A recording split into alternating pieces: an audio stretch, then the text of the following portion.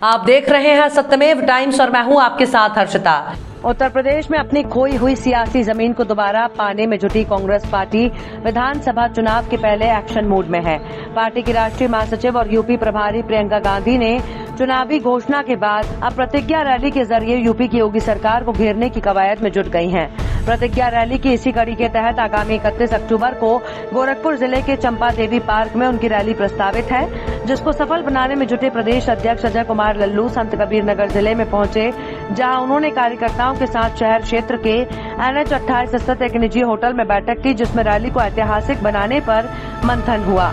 इस दौरान मीडिया से बातचीत के दौरान प्रदेश अध्यक्ष अजय कुमार लल्लू ने कहा कि प्रतिज्ञा रैली को लेकर पार्टी के प्रदेश के पदाधिकारियों और जनपद के पदाधिकारियों के साथ बैठक की गई है। निश्चित तौर पर यह ऐतिहासिक रैली होगी।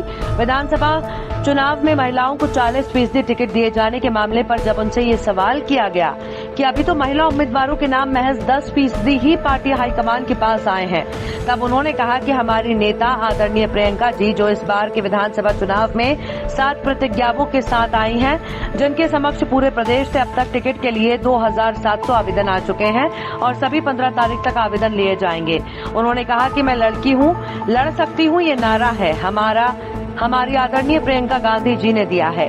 उन्होंने कहा कि जब लखीमपुर खीरी में एक महिला चुनाव लड़ रही थी तो बीजेपी के गुंडे उसकी असमत के पीछे पड़ गए थे। प्रियंका गांधी उससे मिली और बोली कि हम चुनाव लड़ाएंगे और देखते हैं कि किसकी मजाल है जो आंख दिखा देगा तुमको। सोनभद्र में आदिवासियों की हत्या होती है तो उन आदिवासी बहनों के पास हमारी नेता जाती है, उनके दर्द को साझा करती है। साथ ही हाथरस और शाहजहांपुर और उन्नाव की बेटी के साथ जुल्म के खिलाफ, तो वहीं बसवार में निषाद भाइयों के साथ हुई ज्यादती पर उनके परिवारों से, उनके माता पिता बहनों से मिली और कहा कि हम आपकी लड़ाई लड़ेंगे। प्रदेश अध्यक्ष अजय कुमार लल्लू ने कहा कि जिस तरह से उत्तर प्रदेश में बेटियों के साथ घटनाएं घट रही हैं, इस सरकार में बहु बेटी सुरक्षित नहीं है। उन्होंने कहा कि आदरणीय प्रियंका ने ये संकल्प लिया कि महिलाओं के साथ मिलकर उनको ताकत देने का कार्य करेंगी। आगामी विधानसभा चुनाव में कांग्रेस की सरकार बनने का दावा करते हुए उन्होंने कहा कि योगी जी का अब मठ में जाने का समय आ चुका है। 30 तारीख को आदरणीय प्रियंका गांधी जी का प्रतिज्ञा रैली गोरखपुर में आयोजित है। उसी संदर्भ में आज पार्टी के पदाधिकारियों के साथ, प्रदेश की कमेटी के साथ, जिला की कमेटी के साथ, सभी फ्रंटल और पदाधिकारियों के साथ आज एक बैठक आयोजित हुई है और निश्चित रूप से यह रैली ऐतिहासिक रैली होगी।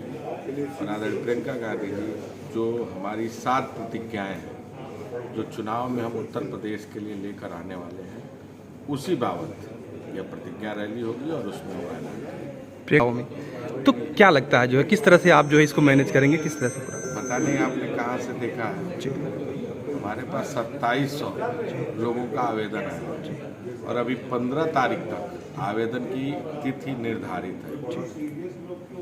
मैं लड़की हूँ, लड़ सकती हूँ, यह नारा कैसे आया? आदरणीय प्रियंका गांधी जी ने जब लखीमपुर में एक महिला चुनाव लड़ना चाहती थी ब्लॉक प्रमुख का, उसकी अस्मत के साथ खिलवाड़ करने का प्रयास किया गया, उसकी साड़ी खींची गई। वो गई, उनसे मिली और उन्होंने कहा कि मैं आऊंगी तुम्हें चुनाव लड़ाने, देखूंगी कौन तुम्हें रोकता है। जब सोनभद्र में आदिवासी भाई बहनों की निर्मम हत्या हुई तो बहनों के बीच में गए, उनसे बात की, उनके दर्द को देखा। हाथरस की बेटी, उन्नाव की बेटी, शाहजहांपुर की बेटी के न्याय के लिए जब सड़कों पर संघर्ष किया, उनके परिजनों से मिली, उनके मन में यह संकल्प हुआ।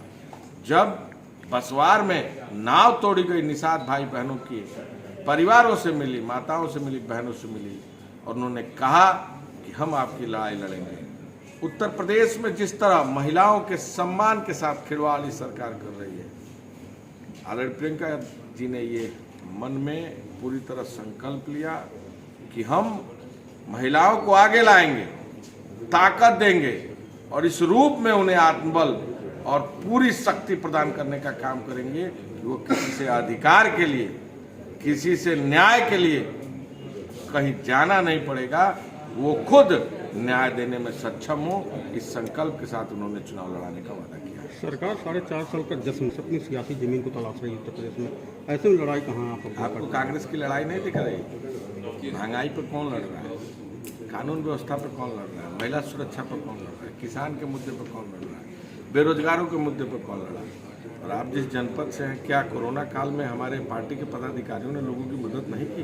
मदद की, आपने दिखाया और सबने देखा इस बात को। मैं समझता हूँ विपक्ष के रूप में कांग्रेस है और कांग्रेस सरकार बनाने जा रही है। योगी जी के मठ में